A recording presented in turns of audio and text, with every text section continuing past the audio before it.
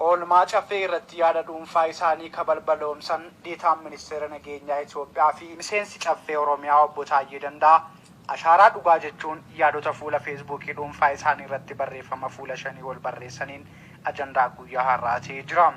Akka obbo Taayyeen barreeffama kanaan of ibsuuf yaadanitti filannoo marsaa 6ffaa Itoophiyaan geggeessiteen miseensa caffee Oromiyaa ta'uun Shawaa Kaabaa naannoo filannoo Kuyyuu irraa miseensa paartii badhaadhinaa fi bakka bu'aa uummataa namoota 100,000 akka heera Oromiyaatti keewwata 48 muraasa 3 jalatti tumameetiin bakka bu'iinsa uummataa ta'uu isaanii ibsanii jiru. Waldhabdeen Abiyyi Caffee fi isaan gidduutti guyyaa dheengaddaa uumame daran babal'atee jiraachuu yaada isaanii kana keessatti ibsuun isaanii hubatamee jira. Marii caffee duraa irratti jechuun obbo Taayyeen miira jiru akka ibsanitti hojimaata caffee keessaa mariin caffee duraa hin jiru. Korri caffee galma caffee qofaatti geggeeffama.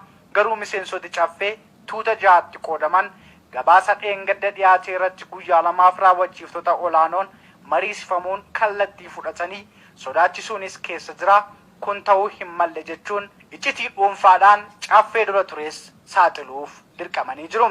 Abiyyiin ajandaalee 9 diriirsuun yaada gaafatan irratti yaada laachuuf harka wayita baasan sagalee isaanii ukkaanfamuu fi maayikiin jalaa cufamuun oduu keenya Adoolessa 19 keessatti dhiyeessuun yaadatama. Obbo Taayyeenis kanuma cuunfuun kaa'anii jiru. Gabaasa caffeen raggaasise irratti mormii qaban kadhiyeessan wayita ta'u akka yaada isaaniitti ajandaan fardiin nageenyaa fi itti gaafatamummaadha. Ajandaan kamuu sana dursuu hin qabu. Haala qabatamaa waggaa guutuu keessa turee fi ammas keessa jirru waliin dhimma nageenyaa kophaatti ilaaluun dirqama jedhee namanaa. Dubbichi sirriitti ilaalamuun miidhaa fi kisaaraa dhaqqabeeffammoo itti gaafatamummaa mirkaneessuu barbaachisa. Otoo kana hin godhin karoora bara dhufuu ilaaluun sirrii miti. Ajandaa nageenyaa ajandaa midhaanii fi bishaanii keessaa makuun qoosaa malee waan biraa hin ta'u jechuun ajandaa nageenyaaf dhukkubsataa jiraachuu isaanii obbo Taayyeen yaada isaanii kanaan ibsanii jiru. Marii caffeen ajandaalee 3 bakka tokkotti cuunfuun gabaasa bara darbee karoora bara dhufuu fi baay'ata dabalataa bara darbeetiin jechuun kan isaan kaasan irrattis yaada dhuunfaa isaanii obbo Taayyeen ibsanii jiru. Akka yaada isaaniitti gabaasa nageenyaa irratti gabaasni dhiyaate caffee kabajamaa waan madaalu miti jechuun kan isaan ibsan. Obbo Taayyeen waa'ee rakkoo nageenya Oromiyaa keessatti qaqqabaa jiru irratti miidhaan uummata keenya irra dhaqqabee gabaasicha keessatti hin mul'anne fulbaanaa haga har'aa Oromiyaa keessatti namoota nagaa meeqatu ajjeefame, nama meeqatu qaama hir'ate, meeqatu qe'ee fi qabeenya irraa buqqifame dararamaa jira. Mana hiyyeessaa meeqatu gubate, sangaa hiyyeessaa meeqatu qalame, dhiiraa dubartii meeqatu gudeedame, qabeenya mootummaa fi dhuunfaa hagamtu mancaafame, nageenya tiksuun yoo dhabame illee miidhama kana qindeessanii gabaasuun maaf dadhabame jechuun gaaffii miseensonni caffee of gaafatuu qaban dirmammeessanii darbanii jiru.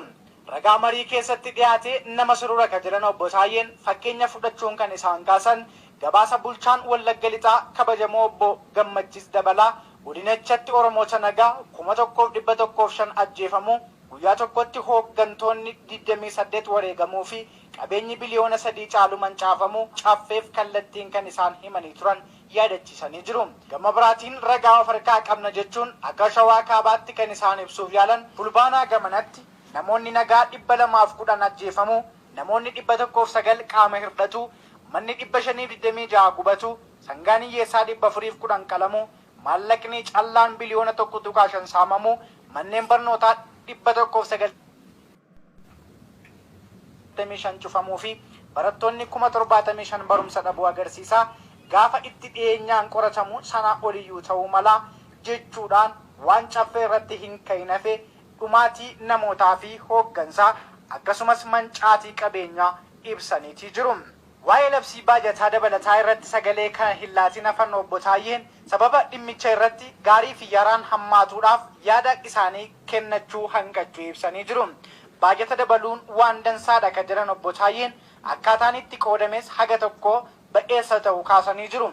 Keessumattuu poolisii Oromiyaaf qarshiin biliyoona 9.5 ramadamuun haqa qabeessa ta'us yaadachiisanii jiru.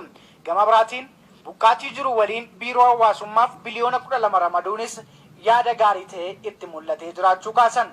Dogoggorri bakka 3 jira kan jiran obbo Taayyeen inni jalqabaa baajata barnootaa ta'uu kaasan. Kana keessattis hojjetaa Oromiyaa keessa harki walakkaa yaadachiisuun barnoonni ajandaa Oromiyaa ijoo ta'uu guyyuu ni dubbatama. Waan dansaadha. Sun garuu barsiisaa galateeffatu qofaan hin dhugoomu.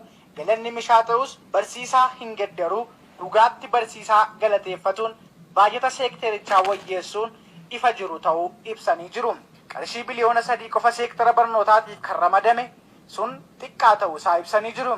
Gama biraatiin baajata caffeetiif qarshiin miliyoona 133 qofti kan ramadame wayita ta'u, gama biraan ammoo waajjira pirezidaantiif qarshii biliyoona 1.6 ramadame. Obbo Taayyeen baajata kana lamaan wal maddii qabuun qeeqa isaanii ibsaniiti jiru. Kan caaluu qabu sila baajata caffee ta'uu yaadachiisanii jiru. Sirna cimsanii ijaaruun biyyaaf utubaadha kan jedhan Obbo Taayyeen garuu sirni qoosaan hin ijaaramuu jedhan. Waa'ee wal dhabdee gidduu isaanii barreeffama isaanii keessatti yeroo ibsan Obbo Taayyeen sila cufannee osoo mari'annee yoonaas hin jirru qaata jabaanne biyya jabeessinee jechuun akka amala mariin jiraatuuf ammoo guddoo kadhanne namoota guguddoonis danuu gorfamne garuu hin milkoofne marii keessoof karri cufaadha jechuun wal dhabdeen gidduu isaaniitti dhohee jiru daran babal'atee jiraachuu isaa mirkaneessanii jiru.